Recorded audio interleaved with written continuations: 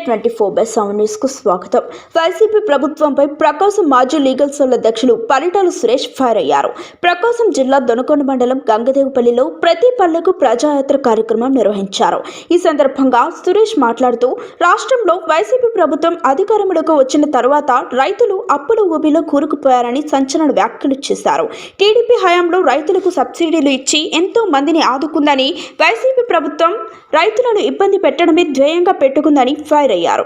ఈ కార్యక్రమంలో బొరిగొల్ల పోలయ్య, అక్కయ్య, గురుబాబు, సుబ్బయ్య, అంకయ్య, రాజయ్య, కొండయ్య, కోటయ్య, ఇస్తాకు, శ్రీకాంత్, హేమంత్, వెంకటేష్, వెంకటేశ్వర్లు, ప్రసన్న, గ్రామస్తులు తదితరులు పాల్గొన్నారు.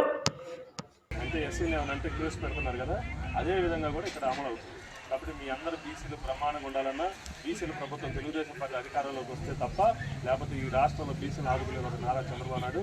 కాబట్టి మీ అందరూ తెలుసుకొని ఈరోజు పథకాలు అందరికి ప్రవేశపెట్టాడు. ఈ పథకాలు కూడా మీ అందరికి ఆదరణగా బ్రహ్మాండంగా ఉంటుంది. కాబట్టి ఈ రాష్ట్రానికి అభివృద్ధి జరగాలన్నా, ఇన్ఫ్రాస్ట్రక్చర్ డెవలప్మెంట్ జరగాలన్నా, ఈ పరిశ్రమలు రావాలన్నా ఖచ్చితంగా తెలుగుదేశం పార్టీని గెలిపిస్తారని ఈ గ్రామస్తులందరికీ తెలియజేస్తూ సెలవు తీసుకుంటున్నాం. పొద్దులాలి నారా చంద్రబాబు నాయుడు.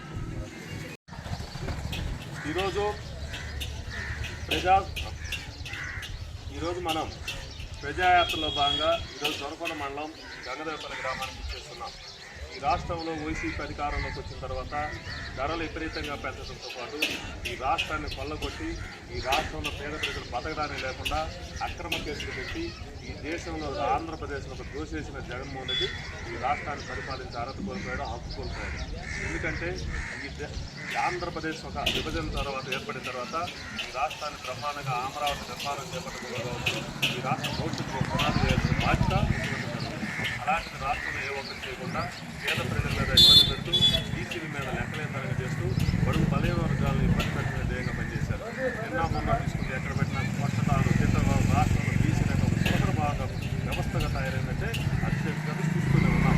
కాబట్టి తెలుగుదేశం పార్టీ అధికారంలోకి వచ్చిన తర్వాత ఎస్సీ యాక్ట్ లాగా బీసీలకు రక్షణ చట్టం పెట్టారు. బీసీల రక్షణ చట్టం ప్రభుత్వమే బరాయించి బీసీల మీద అంటే వాళ్ళందరి మీద కేసులు పెట్టి వాళ్ళకి శిక్ష పడే వరకు ప్రభుత్వం పోరాటం సూపర్ 6 పథకాలు పెట్టారు. మీ అందరికీ ప్రతి ఒక్కరికి తెలుసు. అంటే మహిళలకు ఉచిత ప్రయాణం కావచ్చు, మన పిల్లలకి చిన్నపిల్లలు చదువుకోవడానికి వాటికి 15,000 కట్టుకుంటే అంతమందికి అమ్మఒడి అలాంటివి. అలాగే ఈ విధంగా పథకాలు ప్రమాణమైన పెట్టారు. అంటే పేద ప్రజలు దృష్టి పెట్టుకుని చంద్రబాబు నాయుడు నిరంతరం పనిచేస్తున్నారు. కాబట్టి మీ అందరు రాబోయే తెలుగుదేశం పార్టీ గెలిస్తే తప్ప ఈ రాష్ట్రాన్ని అమ్మేసే పరిస్థితి ఈరోజు జగన్మోహన్ రెడ్డి చేస్తున్నారు. మీ అందరూ తెలుసుకొని ప్రతి ఒక్కరే తెలియజేసి రాబోయే ఎన్నికల్లో ఖచ్చితంగా పనిచేసి తెలుగుదేశం పార్టీ జనసేన కూటమితో బ్రహ్మాండమైన మెజార్టీతో గెలిపిస్తారని ఈ గ్రామస్తులందరికీ తెలియజేస్తూ